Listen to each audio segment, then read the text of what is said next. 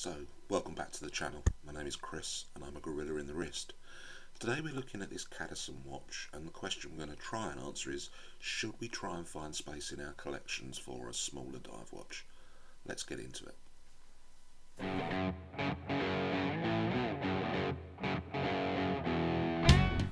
So today's watch that we're reviewing is the Cadisens C8207M. I like to think of this as a dive watch that's just a little less in your face. When I was doing a bit of research for today's video, I went and had a look at what other brands of watches do a dive watch essentially in a smaller size. Because in my head I tend to think of dive watches as 40, 41 and 42 millimeters and bigger. And when I dug into it, I was a little surprised to find out just how few brands actually do produce a dive watch under 30, certainly under 37 millimeters. Very few. It set me down a path of thinking, is there a decent market for a smaller dive watch? And if so, why is it that so few brands have got involved? We'll come back to that question a little bit later, I think. In terms of what you get for your money, so I picked this one up on AliExpress before the current sale, the June sale that's just finished. I paid before tax about £39 for it. It comes in 3 different colours, and as always is the way with these things, I immediately have envy of the 2 that I didn't.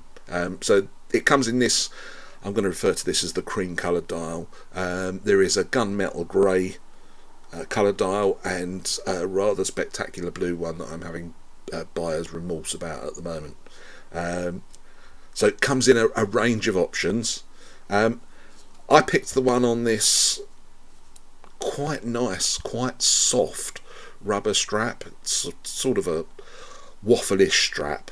The watch itself, the dial is sort of fairly clean presentation really. So we've got a 120 click unidirectional bezel. Let's just very quickly do that for you. I don't know if you'll be able to hear it. It's quite snicky, but it's quite a loose snicky. It's not a really thick heavy set, so it works very well. And do this properly. One more. No, that's it. Brilliant. We have a cream dial. There's a cream coloured chapter ring with a minute track around that. The indices are fairly standard.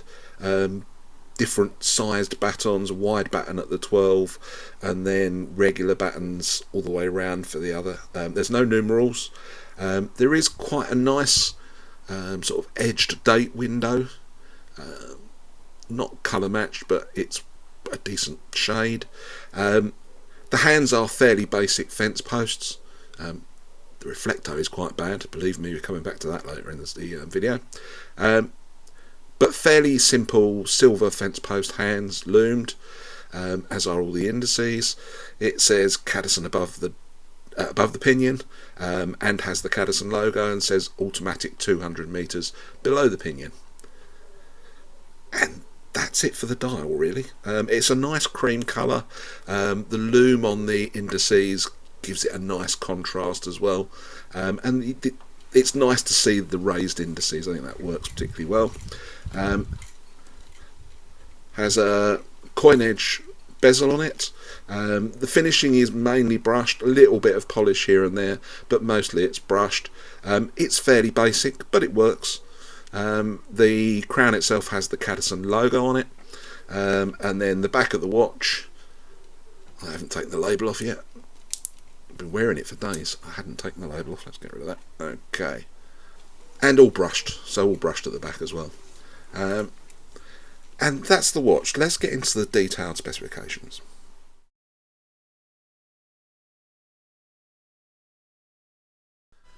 So we're going to do this slightly differently today. We're going to actually look at the description. So the movement is the Seiko NH35.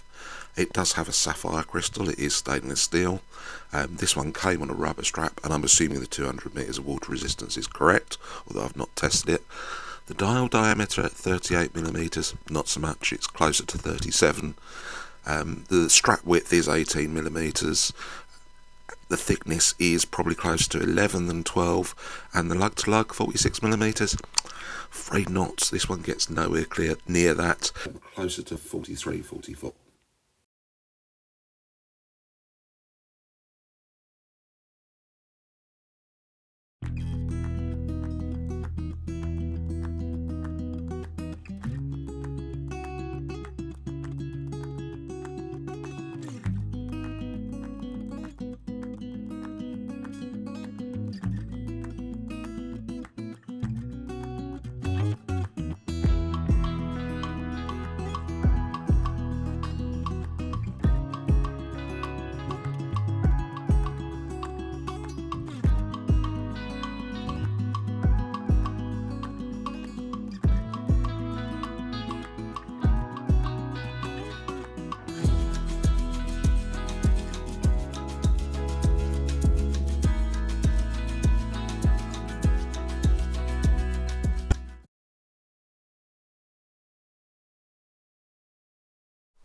So let's talk about the things that I don't like about this watch.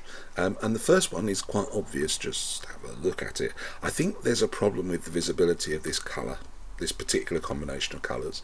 And there is clearly a lack of anti-reflective coating on this. If you're looking at this now and seeing, you'll see that as soon as you get any serious light on it, the Flecto really does play havoc with the visibility. I think there is also another problem with visibility, which is just silver hands against a cream dial. I don't think is always particularly legible. So I think for me could do with a dash of anti-reflective, and maybe some black outline on the hands just to give you that little bit of visibility, improved visibility. When the light's not shining directly on it, the hands seem okay. In fact, they almost look black, but from top down they can be hard to read. The second weakness is really the loom, and I got quite excited when we first saw the loom on the hands and on the indices, and the loom on the indices is really good. So the standard test, I have worn this overnight, and my standard test is, can I still tell the time first thing in the morning? And for this one, I could read the indices perfectly, no problem at all. Really visible at 4:30 in the morning. But sadly on the hands it ran out, and you did see that on the loom shot that we did. You would have watched just a few minutes ago. So that for me is a disappointment. If they'd paid as much attention to the loom on the hands as they have the loom on the indices, there would have been no problems with it at all. So that's a shame in my book. But the final one is really just about the branding. I'm going to zoom in for this and try and bear with me. I wish they would choose either the logo or the name on the dial and stick with it, because I think it overbalances the top half of the watch, in my humble opinion. I'm happy for everybody to disagree with me. But for me, I don't think it's necessary to have both a logo and Cadisen. As I say, I think it just it loses the symmetry of the dial. I'm not a great fan of the logo. If it was my choice, I would just have the Cadisen name on it and use the logo on the smaller parts. So let's talk about the things that I like about this watch. The first thing I really like is the strap. So normally I would recommend people get the bracelet option if there's a choice of a bracelet or a strap, but I wanted to try something different on this as it was a slightly smaller diver. And so I went for the rubber strap, and it's really nice. It's got a decent waffle pattern to it. 18mm, so it is on the smaller side, but double retainers. The finishing is really good on the buckle. It is soft, it is comfortable. It's exactly what you want in a watch strap, really, and perfectly goes with the dive aesthetic. I'm going to sling it on a leather one so you can see what it looks like on other options, but I really like it. And apart from the second thing I like is, apart from my criticism about, please Cadisen, choose either a name or a logo, I still think that this is a really clean looking watch. I think the blue coloured one is probably slightly nicer, if I'm absolutely honest. I always get this sort of buyer's remorse, but I think it's just a really clean, simple look. Works really well. And then the final thing I like about it is I do like the smaller size. I did wonder whether or not, I've had smaller watches before that haven't quite worked, and I did wonder if this was going to be one of those, but I am both surprised and pleased to say it isn't. And here it is on my slightly orangey coloured tan strap. I think it works really well actually. I may well wear it on this. Yeah, I like that. Slightly. So I'm going to have a go at summing this one up, and I started off with the question of whether or not there should be a place in our collections for a smaller watch, particularly a smaller dive watch. And I think where I land with this one actually does kind of work. I've got my Squale out next to it because the Squale, my Sandshark TGV Special, my favourite watch, is a smaller diver. That one's a 39mm, not quite as small as the Cadisen, but actually I've always felt that the focus is not then on that huge thing on your wrist. It has a bit more subtlety and a bit more elegance to it, and I think that's the conclusion I'm reaching with the Cadisen really. Aside from the flecto and the colouring on the hands, is that actually this is a surprisingly elegant option. I stuck it on leather so that you can see it on leather.